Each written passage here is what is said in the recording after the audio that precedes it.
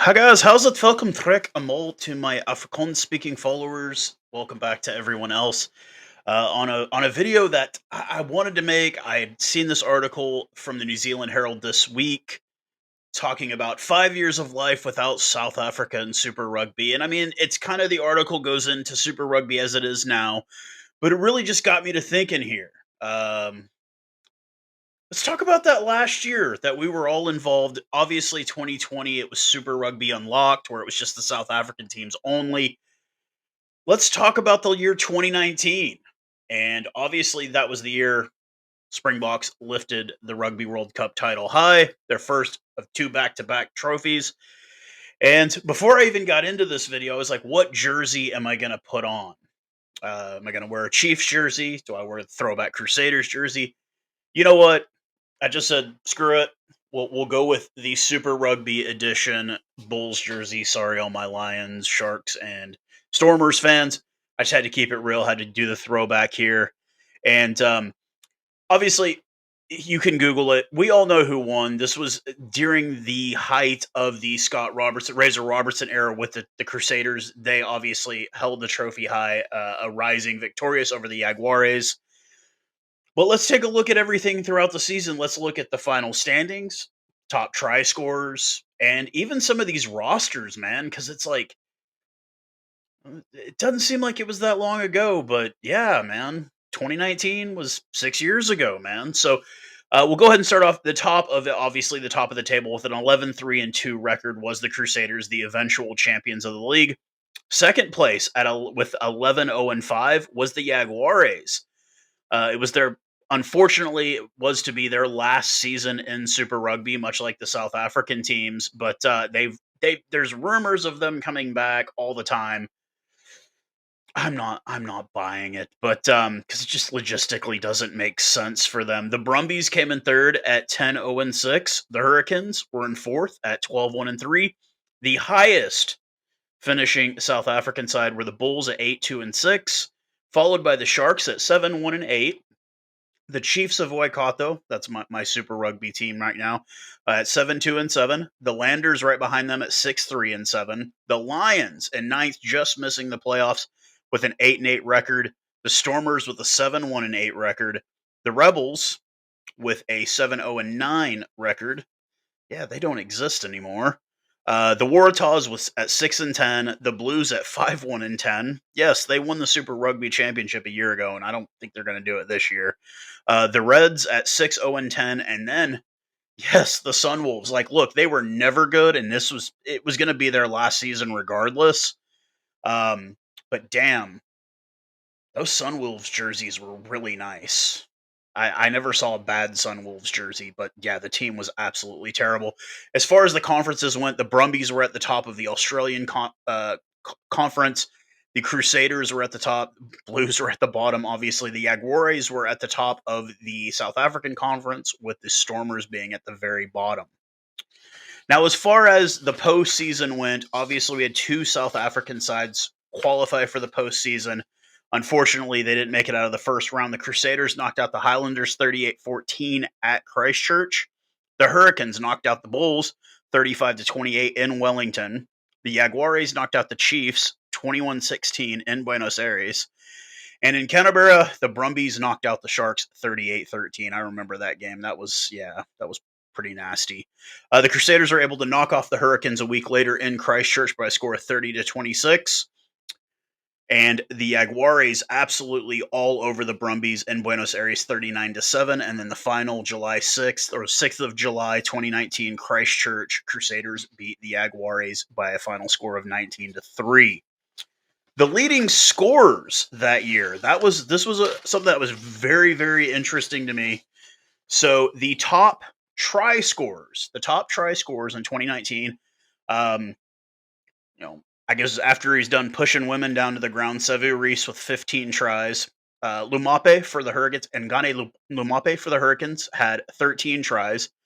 Falau Fainga had 12 tries for the Brumbies. You had three players tied with 10. That would Jack Maddox of the Rebels, Braden Enor of the Crusaders, and Simisi Masawera of the of the Sunwolves all had 10 tries. Rico Iwani, still around, with 9 tries for the Blues. Will Jordan and Wes Guzan of the Crusaders and Hurricanes, respectively, with 8 tries apiece. And then you had 5 guys with 7 tries. That was Dan Dupria of the Sharks, Tavita Kuradrani of the Brumbies, Ramiro Mayano of the Jaguares, Kaka Smith of the Lions, and Ben Lamb of the Hurricanes. The top point scorers in 2019, Andre Pollard with 194 for the Bulls. Guess who's back? Richie Mo'unga for the Crusaders had 182. Bryce Hegarty for the Reds had 156. Bernard Foley for the Waratahs had 137. Elton Yankees. My, how the mighty have fallen. He had 124 points that year.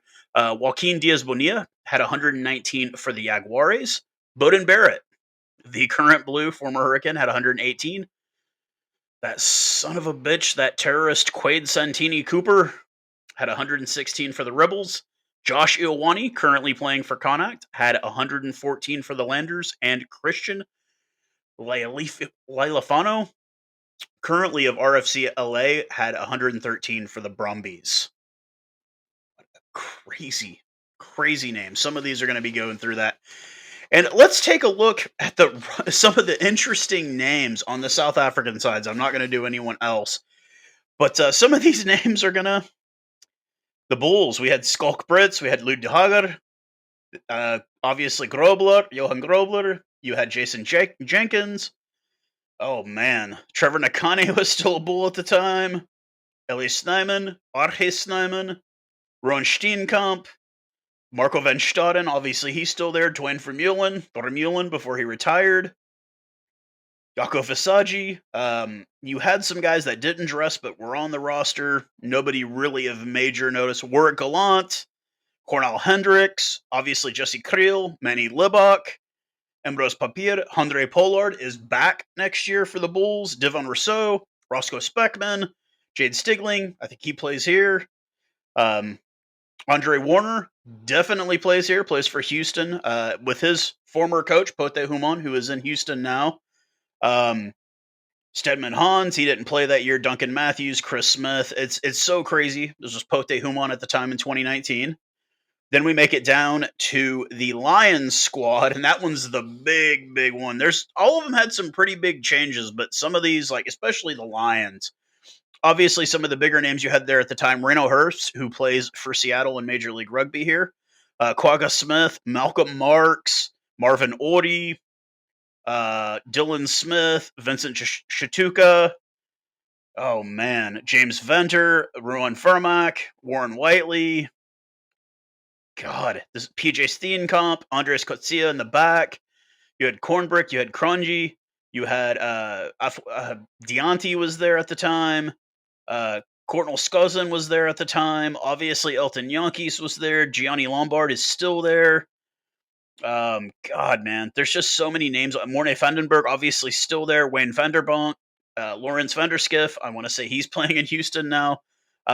Obviously, Ivan Van Rooyen was an assistant coach with Swiss de Bruin that year, but it was like, man, you look at all the names that...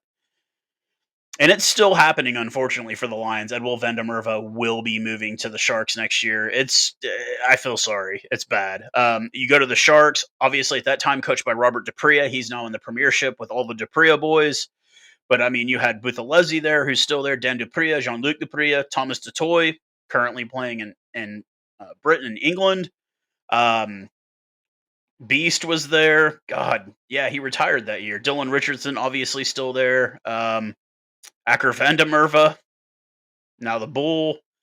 Ruben Van Heerden, now the Stormer. Karen Van Verden, who's now playing with Seattle and Major League Rugby. Jock Vermeulen. Chile Boy Rapelli, he didn't get any playing time, but he was there. Lucanio Am still there. Obviously, Kerwin Bosch, Robert Dupria, Andre Esterhuizen still there. Fosse's still there. Mumpipi's still there. Rhino Smith, Cobus Van Wyck. I mean, it's just crazy that you still see some of these guys. Like, they're either, if they're still there, it's a rarity, but a lot of the times it seems that like a lot of them have just moved to other countries to play. The Stormers squad, obviously Peter Steph Dutoy, Eben Etzebeth, God, Stephen Kitsoff, Sio Khaleesi, Franz Malherba, who's still there, Bongi Manombi, who's a Shark now, Salman Murat, who's a Stormer still, um, Marno Redelian Hayes, he actually plays here in the U.S. now. Uh, JD Schickerling, these guys, Cobus Visa, yeah, he's still around but not playing here obviously anymore. Damien Dialendi, Jean-Luc Duplessis, JJ Engelbrecht, Herschel Yankees, he's still there. Dan Krill plays in Seattle. Rowan Nell, Sergei Peterson, coached by Robbie Fleck, Edville Fandamerva. Yeah, Damien Falemza, he's still there, obviously. But you just see that. You see, like, the amount of guys that have transferred in between teams. Obviously, the Sharks seem to have benefited quite a bit from some of these moves. Obviously, getting Eben and Sia there in Durban. But now that we've kind of gone through that, obviously we had that season, then we had the COVID season, and then we didn't get the box for a year. Then they did the British and Irish Lions tour, and we did that first year, which was the Rainbow Cup. We did make the final, Benetton versus the Bulls. I was not sold on it. I'm sorry, I didn't like the US URC at all from the get go. I've admitted it many times. I didn't like it at first. I didn't like playing these Irish teams, these Welsh teams. I'm not saying against the people. It was just I didn't know the teams. I didn't like their attitudes. I didn't like anything. And then eventually it grew on me.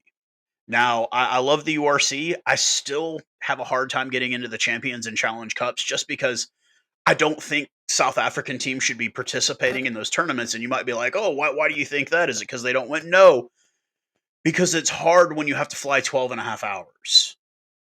This is supposed to be the best of the best club teams.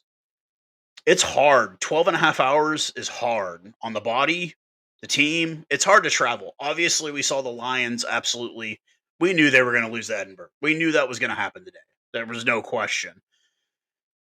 It's hard to travel. It's hard enough to do the URC, but having these tertiary tournaments added to it, I just don't. And it's like, look, let the Europeans, like, they're real big on club rugby. I'm learning this the longer I've been active on social media and online with European rugby fans. They are way bigger on club rugby than we ever were. And I mean, it's kind of easy to figure out why. I mean, let's face facts here. Super Rugby was basically Kiwi rugby. I mean, it was they ran it. It was what they wanted, they got. We had a couple of decent years here. Obviously, the Bulls won a couple championships. You had the Lions going to like 4 finals in a row. But by the time Super Rugby was over, I don't think we were either appreciated, nor do I feel like we were really even respected at that point. It became whatever New Zealand wanted, and that's what they wanted. Now, there's the big talk. You had Sam Whitelock come out in the press and say, man, we really miss those teams, and you can tell. And you can see the All Black struggles, and you can tell. It does make a difference. But personally, I never felt, especially towards the end there, it never felt like we were welcomed in we were not really appreciated. We were an afterthought. We were a tertiary thought to the Australian and the Kiwis.